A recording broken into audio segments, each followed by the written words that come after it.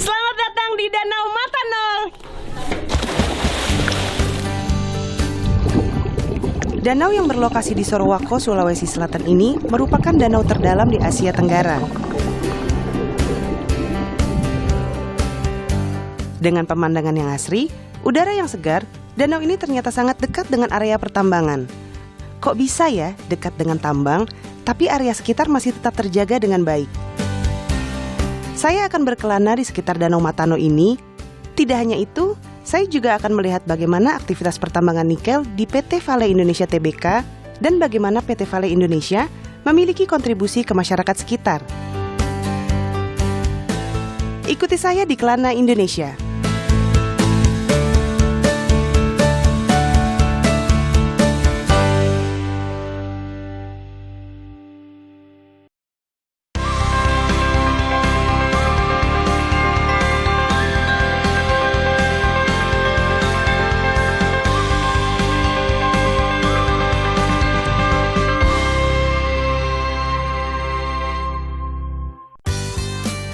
Pagi yang cerah menjadi sahabat saya dalam menelusuri Danau Matano.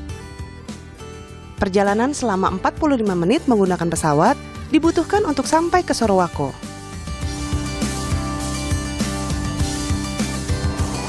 Wah, ini tuh danaunya luas banget. Udah hampir-hampir kayak laut ya. Dan udaranya ini rasanya kayak sejuk, dingin. Airnya pun jernih. Kalau dilihat ya, bening banget airnya. Coba deh lihat ke sana ya, itu tuh masih ada kabut dan hijau banget. Duh, ini rasanya asri banget, segar. Narik nafas pun, aduh enak banget deh, jauh dari polusi. Oksigen tuh rasanya kayak langsung masuk. Aduh, suka banget suasananya, tempatnya.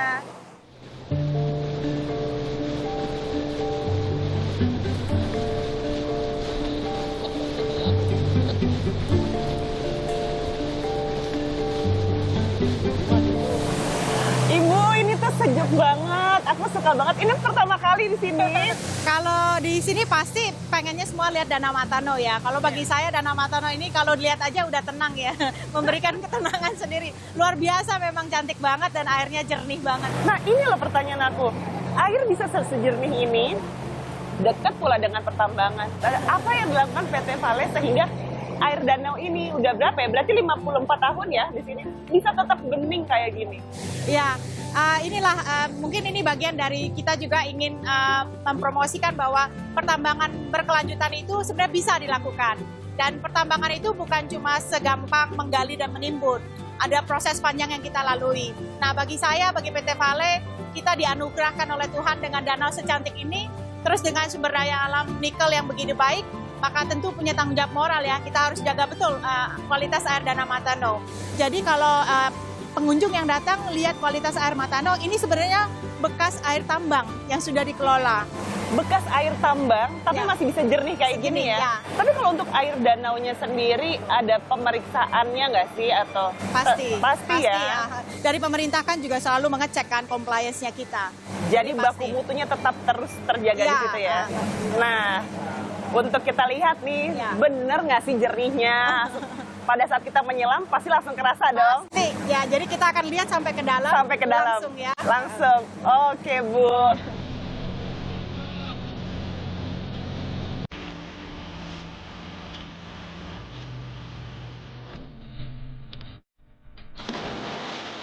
Danau Matano merupakan salah satu danau purba di Indonesia dan termasuk ke dalam 15 danau prioritas nasional. Untuk itu, PT Vale Indonesia berdedikasi dalam menjaga karena sudah menjadi tanggung jawab moral. Spot diving kami disebut dengan ONE-TNK. Pada spot ini, kami disajikan dengan tebing bawah danau dan akar pohon yang tumbuh sampai ke bawah.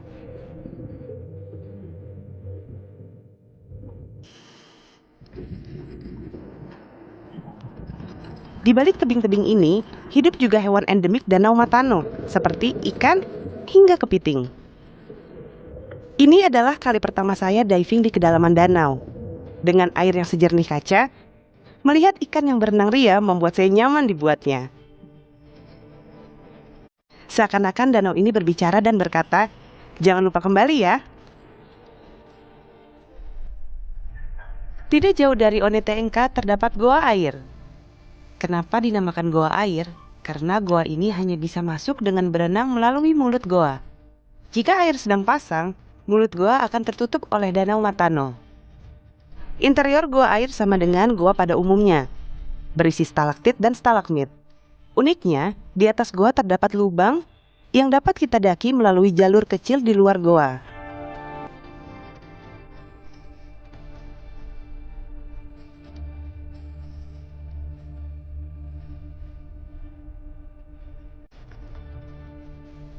Selain diving dan goa air, di Danau Matano ini kita juga bisa melakukan aktivitas water sport.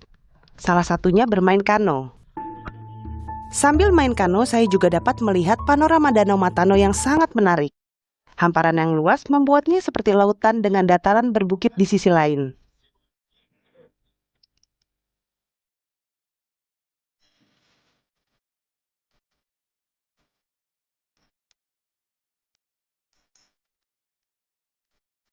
Selesai bermain kano, saya lanjut mengunjungi desa wisata Matano, yakni Lawa River Park.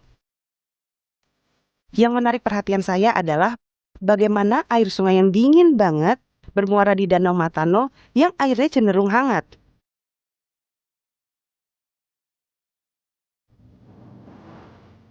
Nah, yang ini airnya hangat. Hangat sini. Kayak, wow. Dan yang ini dingin. Iya. Gimana? Ini yang kaki kanan saya ada di bagian danau hangat. Kalau geser dikit ke sini, geser dikit sini, nah ini dingin. PT Vale Indonesia turut andil dalam pengembangan Lawa River Park dan berkolaborasi dengan Dinas Pariwisata Luwu Timur. Di sini kita bisa camping, santai di hammock, dan tentunya bisa river tubing.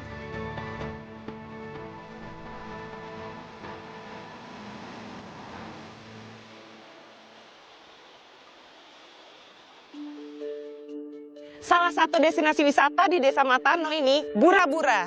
Yang katanya kalau kita sebut Bura-Bura di tempat ini, nanti akan keluar gelembung-gelembung udara nih di dalam situ. Katanya nih, gelembung yang keluar nanti akan menandakan orang yang baik. Ayo kita buktikan. Bura-Bura. Wah, mulai ada gelembungnya. Bura-Bura.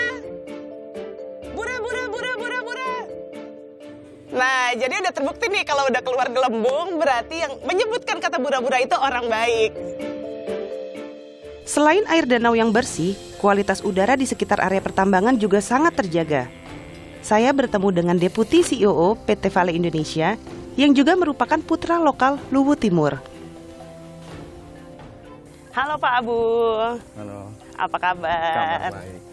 Lapangan golf ini kan di area tambang nih Pak. Apa yang dilakukan sama PT Vale Indonesia Tbk terhadap udara yang berada di sekitar wilayah tambang ini? Dalam beberapa tahun terakhir memang PT Vale menginvestasi besar di bidang lingkungan. Oke. Ya, kita memasang alat penangkap debu di pabrik dan itu bisa menyaring sampai di bawah batas ambang batas ya. Baku mutu yang disyaratkan oleh pemerintah. Ya, dan sangat jauh di bawah. Nah, dan itu bisa dibuktikan sehingga apa yang kita rasakan saat ini ya hasil dari bagaimana Vale begitu ketat ya terhadap mematuhi aturan-aturan yang berlaku.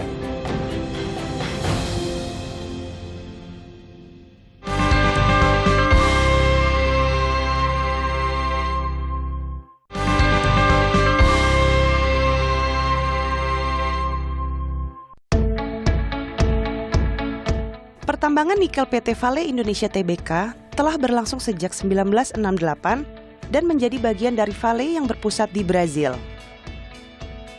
PT Vale Indonesia sudah terafiliasi dengan MindID sebagai pemilik saham sebesar 20%. PT Vale Indonesia sangat mengedepankan prinsip keberlanjutan dalam menciptakan pertambangan low emisi karbon. Dengan penggunaan truk listrik untuk operasional tambang, pengolahan air limpasan tambang, hingga PLTA sebagai sumber energi mereka. Proses awal pertambangan nikel di PT Vale Indonesia menggunakan metode pertambangan terbuka atau open cast mining. Open cast mining ini itu penambangan yang mengikuti arah kontur, arah lereng. sehingga keselamatan pekerja dalam khususnya lereng itu bisa kita jaga dengan baik. Umumnya kalau di proses nikel kan dari proses pelapukan, yang mana proses pelapukan itu mengikuti kemeringan lereng. Jadi proses penambangan open cast ini lebih banyak kita gunakan di area nikel yang memang mengikuti dari kemeringan lereng atau morfologi dari daerah tersebut. Ore nikel yang sudah ditambang di site selanjutnya akan diproses di bagian proses plant. Tahap pertama, nikel ore akan dimasukkan ke mesin penggiling untuk dicampur dengan air dan debu olahan nikel yang belum terproses dengan baik. Selanjutnya, nikel ore akan dikirim menggunakan belt conveyor untuk dikeringkan di kiln. Dos 1 ini tempat penyimpanan ore kita yang sudah dikeringkan. Jadi sudah proses drying di dryer kiln. Dry ore ya Dried disebutnya. ore, ya betul. Yang sudah kita proses pengeringan dari mining masuk ke dryer, kemudian kita simpan di sini. Setelah kering, nikel ore dimasukkan ke dalam furnace untuk dilebur dan menjadi leburan nikel yang akan diubah menjadi nickel matte. Debu-debu proses pengolahan nikel tidak semata-mata dibuang oleh PT Vale Indonesia, melainkan diproses kembali, masuk ke penggilingan di tahap pertama. Jadi nanti setelah kering baru terbentuk debunya itu. Nah debunya itu kita nggak mau langsung lepas ke alam seperti itu. Itu kan mencemari lingkungan, kemudian nggak bagus juga untuk kesehatannya masyarakat sekitar. Makanya kita gunakan ini, elektrostatik precipitator, jadi sudah tidak ada lagi gas kotor yang kita lepas. Keempat, leburan nikel akan dipisahkan terlebih dahulu dari mineral lain atau disebut dengan slag nikel. Slag nikel dibuang ke slag dam, sedangkan leburan nikel murni diubah menjadi bubuk nikel atau nickel matte.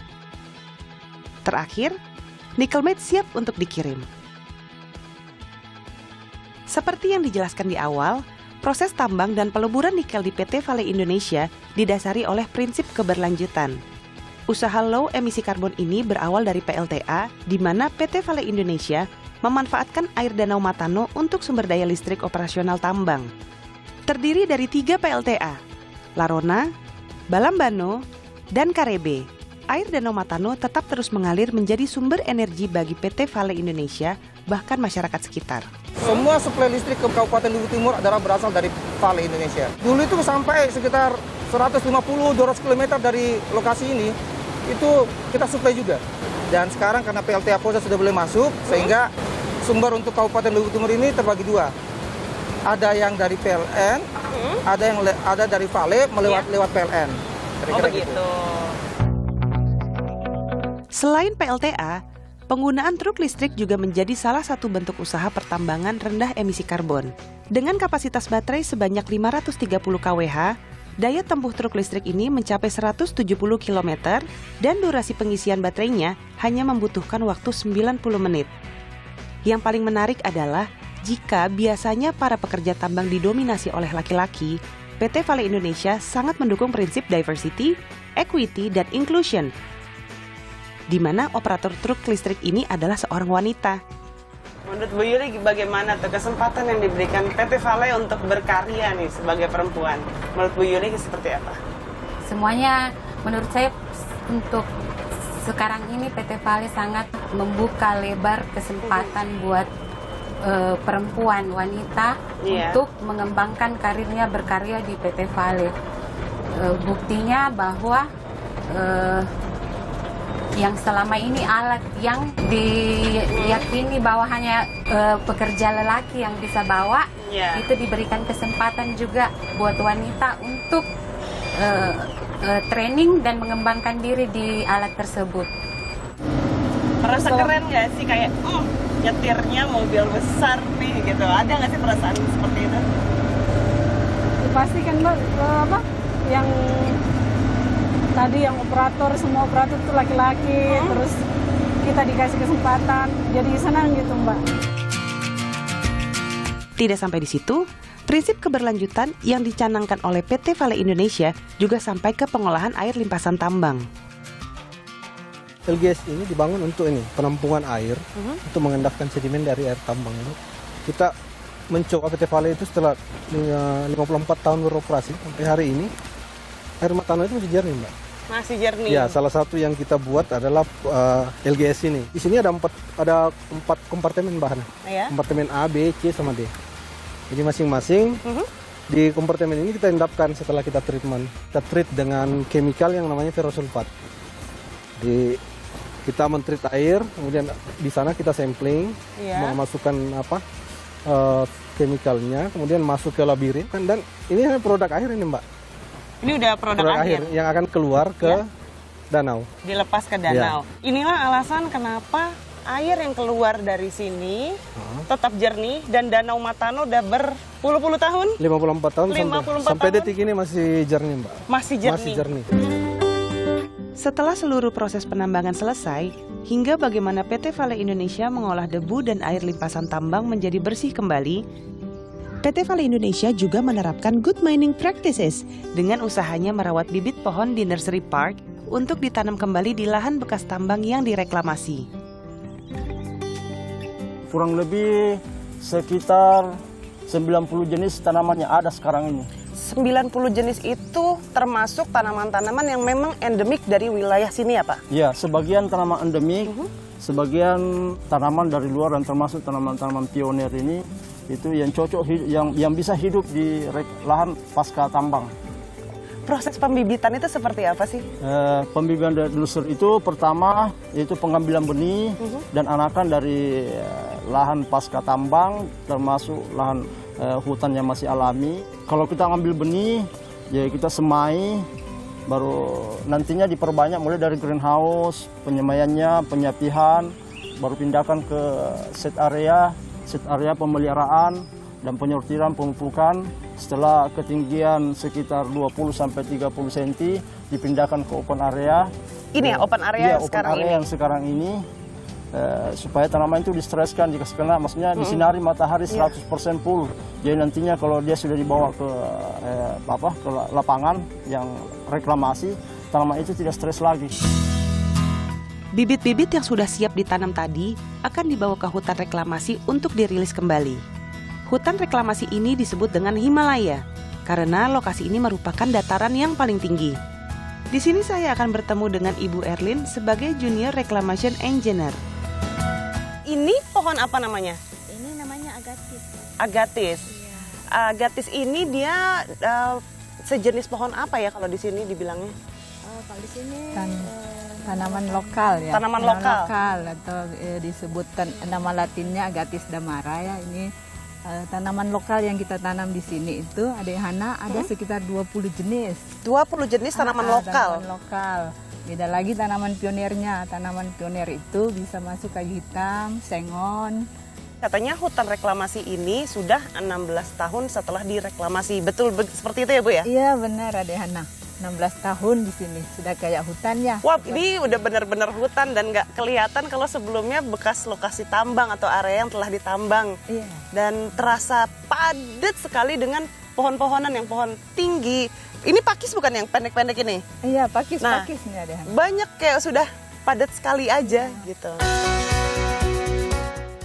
Semoga saja hutan reklamasi yang diusahakan oleh PT Vale Indonesia dapat terus memberikan berkah dengan sumber daya alam yang merekah serta manfaat yang berlimpah.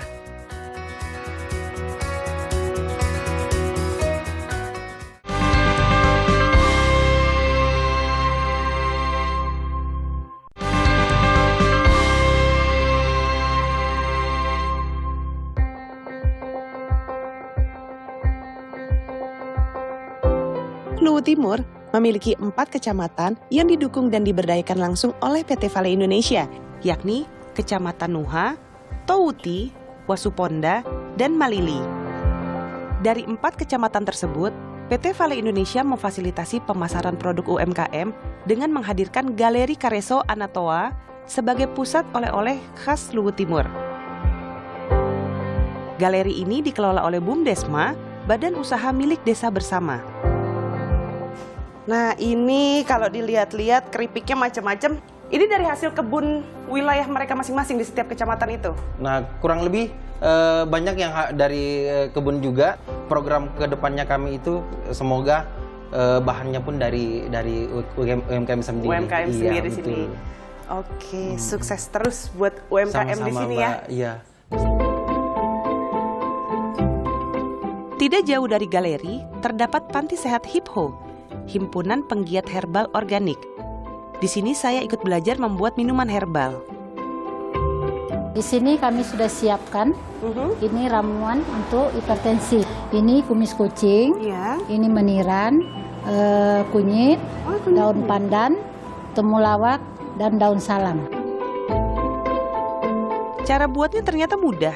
Pertama, rebus bahan herbal yang tadi pada air mendidih selama 10 menit. Jika sudah, tunggu hingga buihnya hilang, lalu saring dan siap untuk diminum. Udah jadi nih jamunya. Ya, silakan diminum. Icip dulu ya. Icip-icip.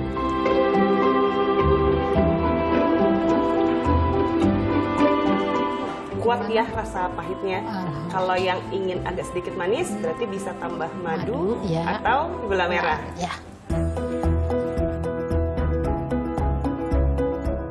Kontribusi PT Vale Indonesia juga sampai pada program pemberdayaan masyarakat. Salah satunya di bidang pertanian sayur organik, di mana program ini juga memberikan pelatihan kepada masyarakat sekitar untuk mengenal dan menanam sayur organik. Terus terang di Luhut Timur ini kita juga banyak lihat dan dialog potensi pertanian luar biasa. Bahkan kalau tidak salah 300.000 hektar dialokasikan oleh pemerintah untuk area pertanian. Nah, di situ kita lihat apa yang bisa kita bantu dan lakukan. Program kami yang pertama sebenarnya padi organik, padi seri organik sudah cukup berhasil dan kita sekarang mau meningkatkan ke ekosistem organik. Nah, hari ini saya senang lihat sayur organik sayur organik dan ada juga herbal herbal. Jadi semua dibalikan ke organik. Sayur organik diyakini lebih sehat daripada sayur pada umumnya karena dari proses penanaman sampai pupuk semua menggunakan bahan organik. Memang sih kalau non-organik itu memang hasilnya banyak. Tetapi dari hasil kita mengkonsumsi itu jauh lebih ini karena ini membuat kita sehat. Kalau tanaman organik itu membuat kita sehat kalau kita mengkonsumsi itu.